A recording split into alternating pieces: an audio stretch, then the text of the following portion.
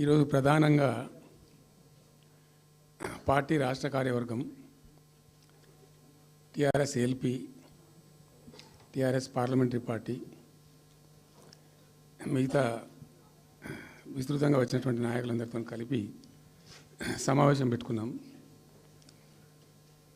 ప్రధాన కారణం the main agenda of the meeting was Palamuru Rangareddy ఎత్తిపోతల పథకంలో ఈ రాష్ట్ర ప్రభుత్వం మరియు కేంద్ర ప్రభుత్వం కలిసి తెలంగాణకు చేస్తున్నటువంటి ద్రోహం, తెలంగాణకు తలపెట్టినటువంటి దుర్మార్గమైనటువంటి విధానం మీదనే చర్చ జరిగింది. దీని కథ ఏంటంటే చాలామందికి తెలియదు, అవగాహన కూడా ఉండదు. కొత్త తరం వాళ్ళకైతే అసలు తెలియదు. ద రీజన్ వై ఈజ్ సమైక్య ఆంధ్రప్రదేశ్లో అత్యంత దారుణమైనటువంటి వివక్షకు గురైన జిల్లా పాత మహబూబ్ నగర్ జిల్లా. చాలా చాలా దారుణానికి.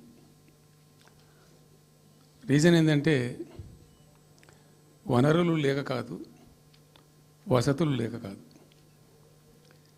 కృష్ణానది ప్రవేశిస్తదే మహబూబ్ నగర్ జిల్లాలో.